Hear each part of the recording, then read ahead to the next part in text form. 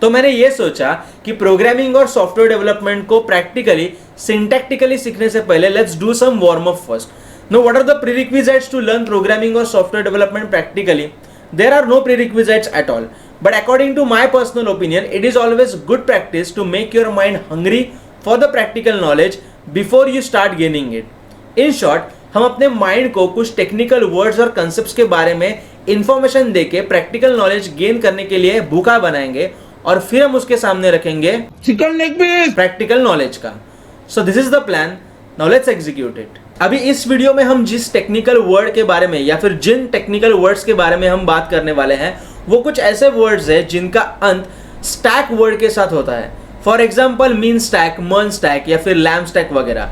अभी इनमें what is stack, what is the definition of word stack. तो stack ये हमारा एक डे टू डे लाइफ में यूज कर जो हम वर्ड्स यूज करते हैं उनमें से ही एक वर्ड है ये कोई टेक्निकल वर्ड नहीं है. स्टैक मतलब ऐसी चीजों का कलेक्शन जो चीजें एक के ऊपर एक हम रखते हैं और उस कलेक्शन को हम कहते हैं stack. For example newspaper stack, stack of newspaper, stack of magazine, stack of pancakes वगैरह वगैरह. In terms of technology, generally stack or technology stack is combination of several technologies which works in collaboration with each other. For example, let's take example of mean stack. अभी mean stack में क्या है? M stands for MongoDB, then E Express.js, A AngularJS and N Node.js. अभी mean stack में ये जो चार technologies है, if you observe, AngularJS is a client-side technology. Means AngularJS is a framework which runs on your browser. Express.js and Node.js are server-side technologies. Node.js is a JavaScript framework which runs at your server side, or Express.js is a framework built with Node.js, and MongoDB is a DocumentDB type database technology.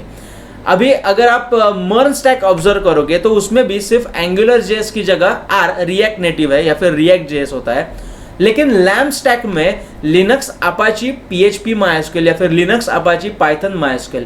यहाँ पे client side और server side ऐसी दो technologies नहीं है, यहाँ पे सारी की सारी सर्वर साइड टेक्नोलॉजीज है. अभी जो शब्द मैं इस्तेमाल कर रहा हूँ client side technologies and server side technologies. Now what does that mean? So according to Mahajan diagram, in any typical software और a cloud based application जो आज हम सभी यूज करते हैं, व्हाट्सएप से लेके कोई भी एप्लीकेशन हो जिसमें डेटा कलेक्ट होता है, वो सारे एप्लीकेशंस में दो मेजर साइड्स होते हैं. We can say one is a client side and another one is a server side. In short, जो उस सॉफ्टवेयर का या फिर उस ऐप का जो पूरा सोर्स कोड होता है, ऐसे इमेजिन करो, उस पूरे सोर्स कोड को हम दो हिस्सों में बांट सकते हैं. सोर्स कोड का एक हिस्सा आपके पास होता है. If you are using browser to access Facebook, then practically Facebook's HTML file and some JS file, the JS which runs on your browser gets download inside your browser और browser उन्हें execute करता है. और Facebook का जो server side है, जो business logic है, जो API है, जो डेटाबेस टेक्नोलॉजी है, वो फेसबुक के सर्वर के ऊपर रहता है. So these are the two major sides. और किसी भी टिपिकल टेक्नोलॉजी स्टैक में जनरली ये दोनों साइड की टेक्नोलॉजीज इंक्लूडेड होती है. But in LAMP stack there are only server side technologies because LAMP stack is a pretty old stack. मतलब लोग काफ़ी देर से कई सालों से LAMP stack यूज़ करते आ रहे हैं. तो ऑब्वियसली ब्राउज़र साइड में तब जावास्क्रिप्ट का इवोल्यूशन हो रहा था. एंड्रॉयड एप्लीकेशन डेवलपमेंट में या फिर एंड्रॉयड एप्लीकेशन डेवलपमेंट से रिलेटेड एंड्रॉयड प्लेटफॉर्म के ऊपर टेक्नोलॉजीज का, प्रोग्रामिंग लैंग्वेजेस का इवोल्यूशन हो रहा था. So there are no client side technologies in LAMP stack.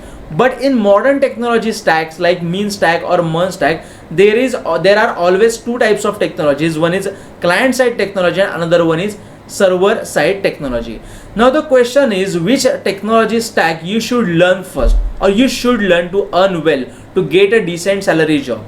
अभी ये जो अभी मैं इस सवाल का जो आपको आंसर दूंगा, ये आंसर सिर्फ इसी सवाल तक सीमित नहीं है, बल्कि ये आंसर आप दुनिया के किसी भी टेक्नोलॉजी को चूज करते वक्त आप इंप्लीमेंट कर सकते हो.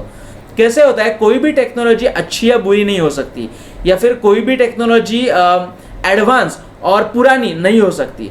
According to your need you choose a technology और a technology stack. For example, if you are a beginner and you don't know much about software development or API or web application development and all these things, तो आप ज़्यादा से ज़्यादा simple, easy to understand, जिसका अच्छा documentation available है, जिसके अच्छे ट्यूटोरियल्स, इजी लैंग्वेज में ट्यूटोरियल्स अवेलेबल है, जिसमें लिखे हुए या फिर जिसमें बनाए हुए कई रेडीमेड प्रोजेक्ट्स आपके पास है, जिसका अच्छा गाइड आपके पास है, मेंटर आपके पास है, so you choose the technology stack. But if you are an experienced developer, you have a good experience of 2, 3 or 4 years, then you directly jump into totally new technology stack because your basic concepts are cleared now. So it is always up to you कि कब कौन सा technology stack use करें. एक दूसरा मैं आपको example देता हूँ. If you want to do Android application development, and in the case of Android application development, there are two types of technologies. One is hybrid Android application development and another one is native Android application development. What is hybrid application development? Is you build a web application, practically you build a web application and you can convert that web application built with HTML, CSS and JS into Android application. Imagine it is cool ना, सीखने वाले हम इसी channel के ऊपर. और दूसरा जो प्रकार होता है वो होता है नेटिव एप्लीकेशन डेवलपमेंट, मतलब जो आप एंड्रॉयड स्टूडियो यूज करके बनाते हो, जावा, कोटलिन या फिर रिएक्ट नेटिव जैसी टेक्नोलॉजीज यूज करके बनाते हो. Now the question is whether hybrid application is better than native application development or native application development is better than hybrid application development. Now let's apply our formula कि what is the need. मतलब आपको simple data input output होने वाला अगर आपको application बनाना है, so you can go with the hybrid application development which is easy as compared to native app development as a beginner. But if you want to build an application which deals or which interacts with the native components or some hardware sensors, I would say, of an Android phone, then you should choose native application development over hybrid application development. So ये हमेशा आपका खुद का choice रहता है, हमारा खुद का चॉइस रहता है, as per the need, as per the budget. Money is also important and as per the efforts we want to consume to achieve our target. ये हम चूज करते हैं कि कौन सा टेक्नोलॉजी स्टैक किस वक्त यूज करने का. So I guess that's it for today's video. अगर मैं ज़्यादा चिकन लेग पीस आपके सामने रखूंगा तो ऑफ कोर्स आपको मतलब वो पचेगा नहीं. सो आज के वीडियो में हम यहीं पे रुकते हैं और I request you to subscribe this channel because ये सब इंफॉर्मेटिव और हमारे माइंड को भूखा बनाना और ये सब प्रोसेस होने के बाद हम इस चैनल के ऊपर बहुत सी चीज़ें फ्री में ऑफ कोर्स प्रैक्टिकली सीखने वाले हैं. और ज़्यादा से ज़्यादा दोस्तों तक शेयर करना ना भूलें. See you in the next video.